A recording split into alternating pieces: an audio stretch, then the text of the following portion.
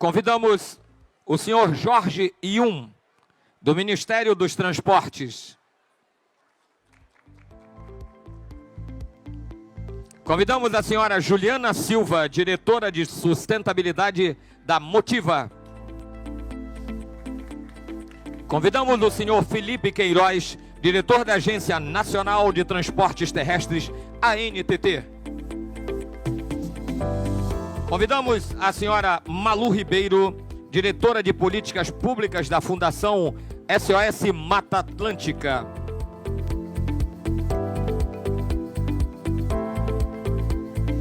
Formado o painel, nós então passamos a palavra à moderadora deste painel, Juliana Lopes.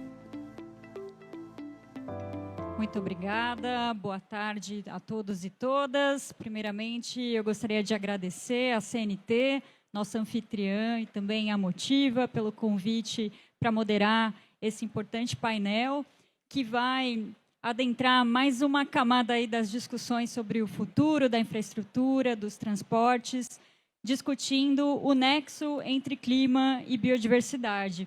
E a gente tem aqui um painel com uma composição bem diversa, que a gente vai ter a oportunidade de ouvir diferentes perspectivas sobre essa importante pauta, que diz respeito também à resiliência da infraestrutura, competitividade dos negócios. Então, eu gostaria de dar início a essa discussão, trazendo aqui a perspectiva da Malu, da SOS, diretora da SOS Mata Atlântica, para falar um pouco sobre o importante papel das soluções baseadas na natureza, que tem um papel importante tanto do ponto de vista de mitigação, ou seja, da redução das emissões, sendo uma das alavancas mais custo-efetivas e que pode acelerar a descarbonização. Só para trazer um exemplo disso, estima-se que 1/3 das reduções necessárias para alcançar a neutralidade climática podem vir das soluções baseadas na natureza. E elas têm um papel fundamental também do ponto de vista de adaptação, de resiliência da infraestrutura. Então, essa é uma agenda que a gente tem a oportunidade aqui de colocar à luz, sendo a COP na Amazônia, né? Um símbolo, né? Um ativo tão importante da nossa biodiversidade. Então, convido Malu, por favor, a trazer a sua perspectiva. E direciono aqui para a gente aquecer o nosso debate a seguinte pergunta, Malu. Como é que as iniciativas de restauração, preservação, podem contribuir diretamente para aumentar a resiliência climática de infraestruturas críticas em áreas vulneráveis? Bem, boa tarde a todos. É um prazer estar nessa mesa e trazer esse tema tão importante, sobretudo aqui na Amazônia. Eu vou falar de Mata Atlântica, que é o bioma brasileiro que abriga mais de 70% da população do nosso país. E os estados que, digamos, mais economicamente ativos e adensados, né? E que demandam, portanto, maior estrutura de infraestrutura para todas as atividades humanas e para os nossos negócios. E esse momento de emergência climática que estamos vivendo agora, recentemente enchentes no Rio Grande do Sul, secas no Nordeste, esse tornado que atingiu o Paraná, né, na última semana. Isso mostra que a nossa capacidade de adaptação está diretamente ligada à nossa capacidade de regeneração dos ecossistemas, de restauração dos biomas, sobretudo quando a gente fala de água e de erosão. A Mata Atlântica ela ocorre em regiões muito declivosas, regiões serranas, e que são regiões sem a cobertura florestal extremamente suscetíveis a esses eventos extremos, né? A tragédias anunciadas, como a gente costuma dizer. Então, agregar ao setor de infraestrutura essa visão de sustentabilidade, de que as soluções baseadas na natureza, associadas à infraestrutura verde, as soluções de engenharia, são extremamente importantes. Eu gostaria de citar aqui um exemplo que nós, na SOS Mata Atlântica, consideramos um modelo que foi exitoso à época, que foi a construção da Ecovias, que desce o Parque Estadual da Serra do Mar, uma região de Mata Atlântica, e uma região que tinha uma ocupação irregular, que prejudicava o abastecimento público de toda a Baixada Santista no estado de São Paulo, né? As áreas costeiras, a região de Cubatão, Santos, São Vicente, Guarujá, que dependem das nascentes que estão nesse parque estadual da Serra do Mar, entre a região metropolitana, a cidade de São Paulo, e a Baixada Santista. E o licenciamento ambiental, esse instrumento que é tão atacado, né, por quem não compreende a importância de uma avaliação ambiental estratégica, foi o que fez com que o traçado e as tecnologias utilizadas à época permitissem uma infraestrutura amiga, digamos assim, do ambiente e que permitiu, em suas medidas compensatórias, a restauração de áreas importantes, inclusive de uma área que é patrimônio histórico, que foi uma via aberta, né, pelos bandeirantes e depois se tornou o caminho do mar, que é hoje uma beleza tanto da engenharia como da natureza, e que traz aquilo que a gente chama de um tripé, né? Que ao ir e vir por infraestruturas que associam a infraestrutura verde à infraestrutura cinza, o ir e vir se torna um contemplar da paisagem. Nós idealizamos várias ações, como, por exemplo, de estradas-parques, que são museus de percurso permanente, onde você desfruta no ir e vir de segurança, e, é lógico, de critérios que permitem apreciar e respirar, né, enfim, sentir a riqueza da natureza, da biodiversidade, e fazer desse ir e vir, então, um momento extremamente prazeroso. Evidentemente que, com a urgência, né, com o nosso cotidiano, são poucos os privilegiados que podem fazer esse ir e vir. Mas, nos transportes sustentáveis, eu destaco a importância de outra questão, que é, por exemplo, a hidrovia Tietê-Paraná. A hidrovia Tietê-Paraná, ela faz um aproveitamento de usos múltiplos do rio Tietê, que é um rio grandioso que corta o estado de São Paulo de leste a oeste e encontra o rio Paraná, né? E vai, então, portanto, até a Argentina. Essa hidrovia permite a retirada de vários caminhões movidos a diesel, né, combustível fóssil, e com isso há toda uma melhoria da sustentabilidade. Mas o que é mais importante é fazer com que as pessoas voltem a usar o rio.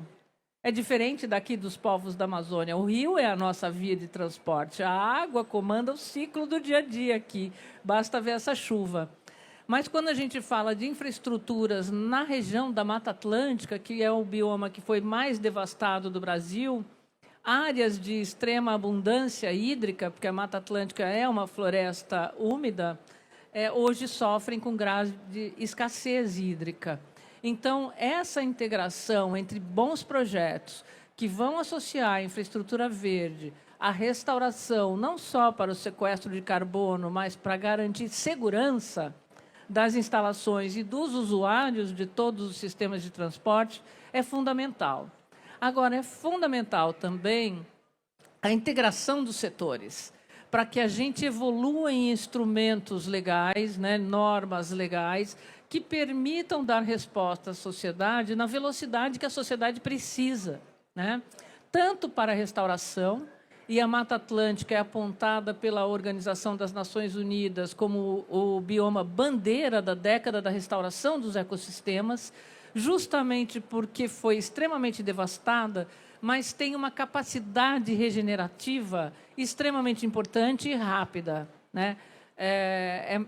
De uma certa forma, é viável a restauração na Mata Atlântica, e isso é fundamental para que o Brasil cumpra a sua NDC e as metas que estão sendo anunciadas aqui.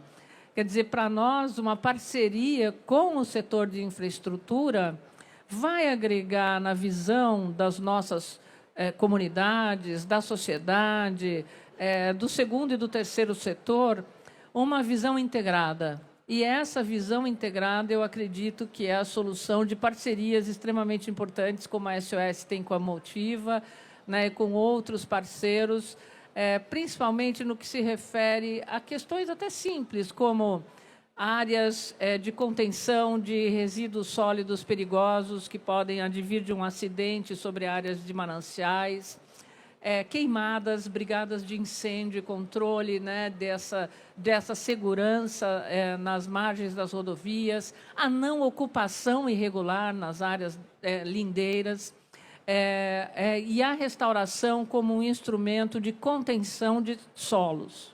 Isso é extremamente importante. Associado a corredores de biodiversidade, corredores de fauna, né?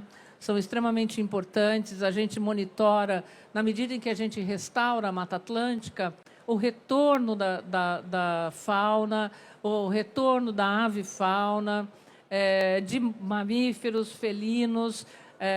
Recentemente, inclusive, nós tivemos na nossa sede um episódio interessante.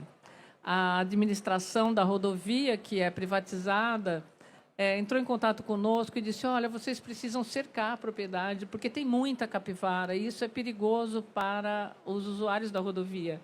Bem, as capivaras não são nossas, são animais silvestres. Elas usam as APPs hídricas como corredor para ir e vir. Então, garantir essas APPs, né, que muitas são fracionadas ou fragmentadas por rodovias ou vias públicas, é fundamental. Imaginem um trem de alta velocidade com um animal, né, atravessando esse trilho. Então, essas coisas são extremamente importantes na hora do planejamento, e, para isso, o licenciamento ambiental é um instrumento estratégico, né? A gente espera que no Congresso Nacional a gente chegue a um bom termo na Lei Geral do Licenciamento Ambiental do Brasil, que permita um desenvolvimento sustentável, ágil, com técnica, que agrega muito menos. O excesso de burocracia é um problema para manutenção da biodiversidade, para manutenção das florestas. E eu acho que nós temos um grande desafio de o Brasil aprovar uma legislação, mantendo os vetos do presidente Lula na Lei Geral do Licenciamento Ambiental, mas uma legislação que equilibre os setores e que traga, de fato, sustentabilidade com transparência. Obrigada.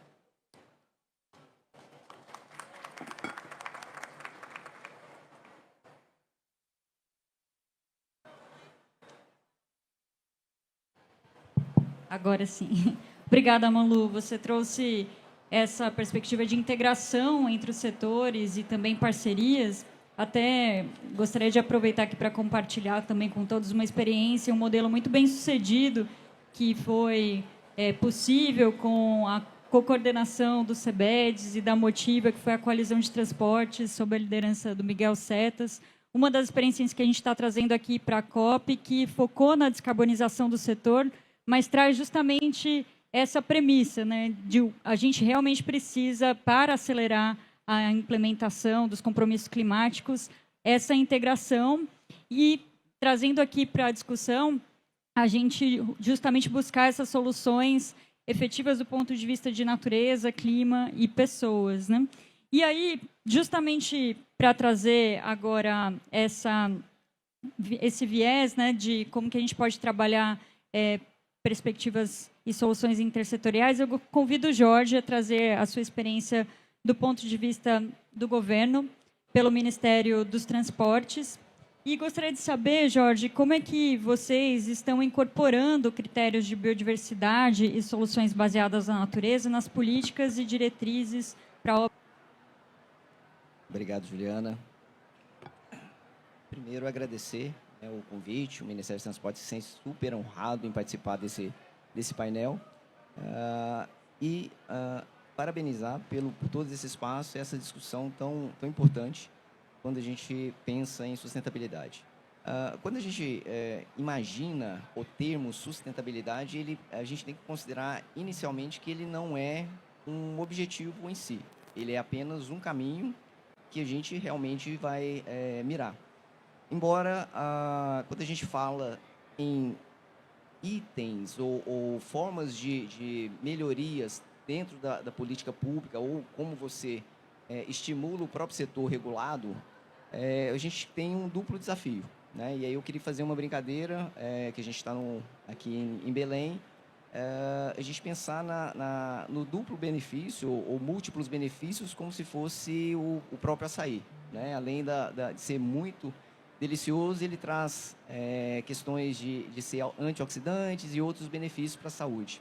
Então, quando a gente pensa na construção de uma política pública, a gente, todo o conhecimento, desde da terra, de quem realmente está lá na condição de primeiro ator, também quanto em relação à efetividade que cada política alcança quando você já vem a implementar. A COP30, ela tem uma particularidade em relação às demais por trazer a COP da implementação, né? Então, não poderíamos deixar de comentar sobre o próprio programa de sustentabilidade, né, que a NTT vem trazendo, e aí dentro desse olhar de co-benefícios, né, que o açaí ele é um bom exemplo. Então, você tem 9 parâmetros e padrões de sustentabilidade que se comunicam e que não apresenta a efetividade se um ou outro ficou para trás, né? Então, a gente tem que observar para todos esses 9 parâmetros de desempenho, e um deles é específico para a biodiversidade e o outro específico para a mudança do clima. Então, isso a gente tem que reconhecer que é um grande esforço, de grande coragem, né, que o próprio setor regulado e as políticas públicas vêm se integrando, né, tendo um diálogo super profícuo, né, em termos. Obviamente, a gente tem alguns desafios, a adequação ou calibração, né, do quantitativo de indicadores e o nível de que cada indicador entrega em termos de efetividade, isso ainda é um desafio, né, como bem pontuou o Cetas, mas a gente está realmente avançando, né? É importante a gente considerar que tanto o Ministério dos Transportes, o Ministério de Portos e Aeroportos, eles vêm numa transformação, né? Um reposicionamento em termos da infraestrutura, em termos da sustentabilidade, e considerando que eles não são dicotômicos. Na verdade, a gente tem uma soma de que é a infraestrutura, mais que é a sustentabilidade, cujo resultado não é 2. Ele amplifica esse resultado quando a gente promove uma integração regional, a gente promove o benefício social e o benefício socioambiental. E aí eu só gostaria de, nessa primeira intervenção, colocar que as questões da mudança do clima é o que está na pauta hoje, seja adaptação e mitigação, mas a gente tem outras pautas e outros pactos globais que a gente tem que endereçar. Um deles é a década da sustentabilidade para o transportes, que vai começar no próximo ano, e nós temos um outro compromisso, que é o Pacto Global de Kunming-Montreal, que vem trazendo de forma específica a questão de biodiversidade. Então, nós temos realmente muitas oportunidades, temos que olhar de forma integrada os padrões ou parâmetros de desempenho e não deixar nenhum para trás, né? O importante é isso, que ao final do dia a gente tenha a composição de que a sustentabilidade ela está incorporada no valor do negócio e não apenas como apenas um cumprimento. Então, eu paro por aqui como os primeiros. Muito obrigada, Jorge. Muito interessante você trazer essa perspectiva também da agenda de sustentabilidade integrada à biodiversidade, porque a crise climática é só a ponta do iceberg, ela é sintoma, né? A causa raiz está diretamente relacionada à perda de biodiversidade e as questões sociais estão diretamente atreladas, porque as pessoas mais afetadas são também as mais vulneráveis.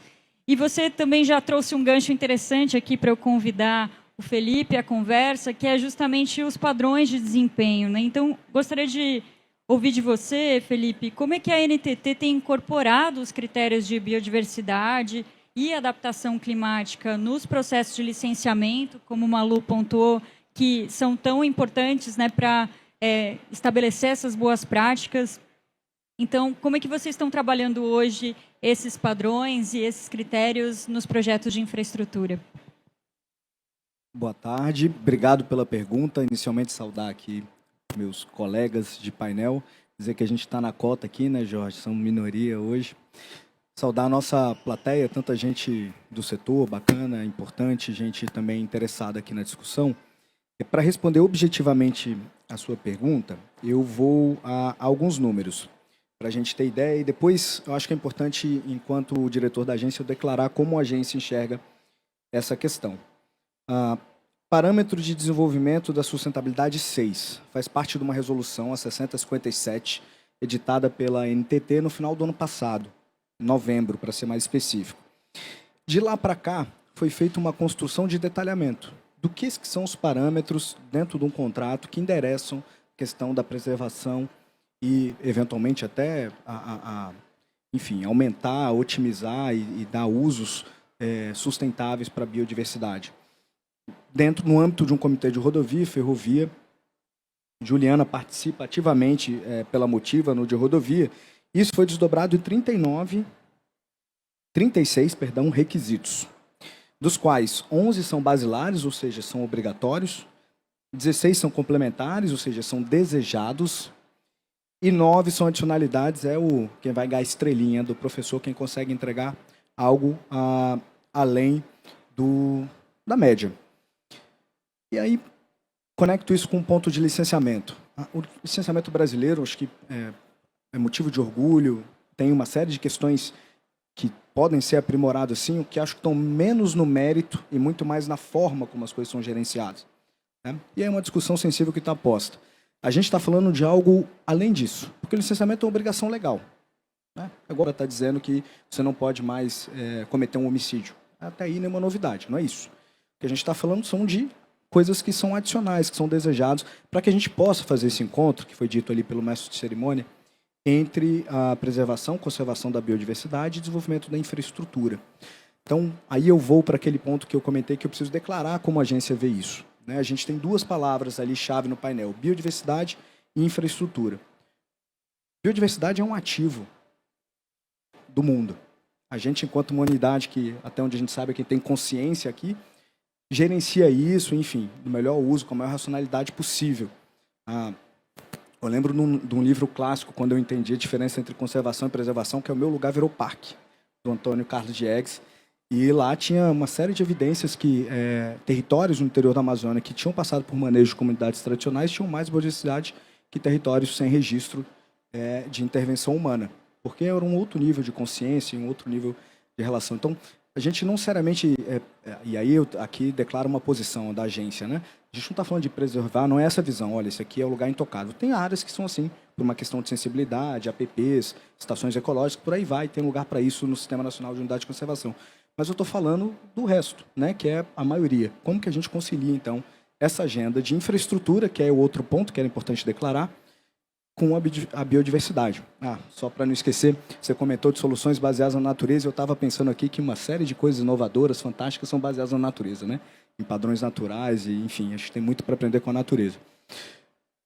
Voltando para a infraestrutura. Infraestrutura é a interface entre o homem e o meio, na nossa percepção. É aquilo que viabiliza ou facilita a nossa vida, né? Está todo mundo aqui gostando do ar-condicionado.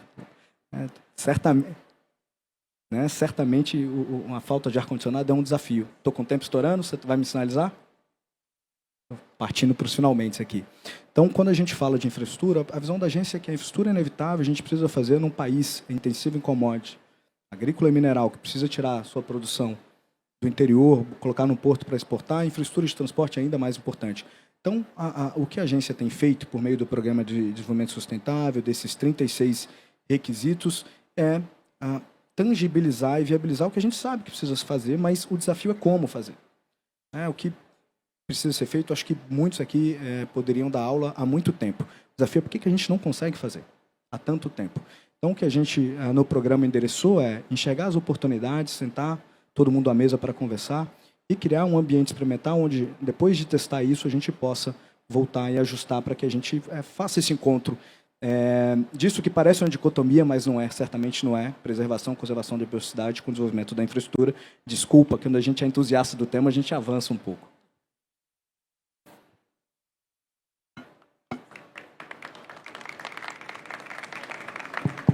Agora sim, foi perfeito no tempo, Felipe.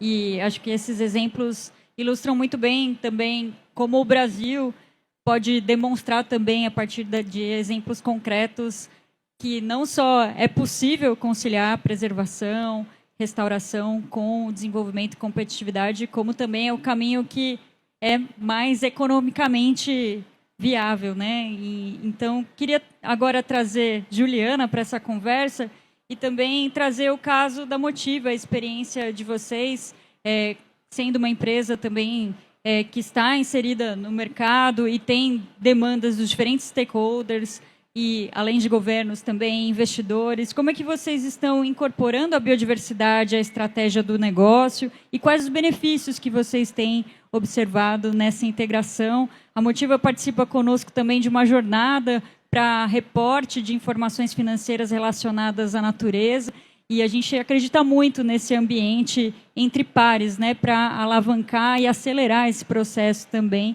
de soluções. Juliana, compartilha conosco sua experiência, por favor.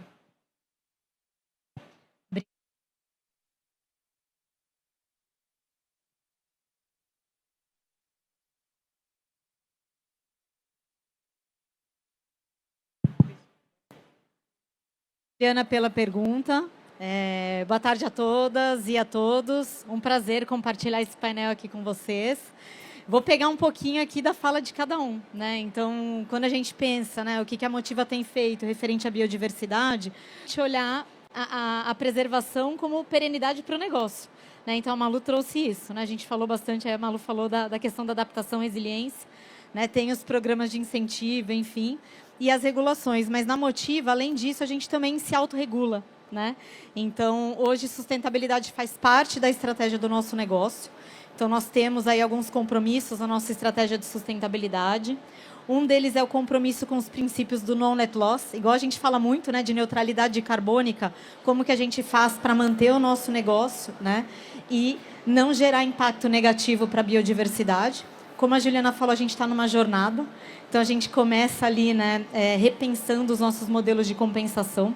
Então, como a gente estabelece parcerias, por exemplo, com a SOS, para ser assertivo, onde a gente vai fazer esse plantio, de que forma a gente vai fazer esse plantio, como a gente vai monitorar e cuidar dessa área, né? Porque o que a gente não quer é fazer isso de forma pulverizada, mas sim criar mais corredores, o quanto que é importante a gente conectar esses fragmentos e fazer com que a gente consiga incrementar a biodiversidade, né? Então, a gente parte por aí. Então, será que a gente pode compensar através de criação de novas unidades de conservação, como a gente fez em Lajeado? Então, a gente começou a fazer isso e repensar esses modelos. Além do spoiler, então, a Motiva, a primeira empresa aqui da América Latina do nosso setor, a aderir formalmente ao TNFD. O que é isso? É um frame, igual a gente tem para carbono, mas para a gente conseguir identificar os nossos riscos, impactos e oportunidades para a biodiversidade, né? Então, como que a gente consegue preservar algo que a gente depende, né? Então, a gente usa os recursos da natureza, então a gente precisa preservá-los de novo para garantir a perenidade do nosso negócio, e a gente vem nessa jornada. Então, a gente começou um piloto para o nosso negócio de rodovias. Para quem não sabe, a Motiva atua, né, com a gestão de rodovias, mas também aeroportos e trens, metrôs.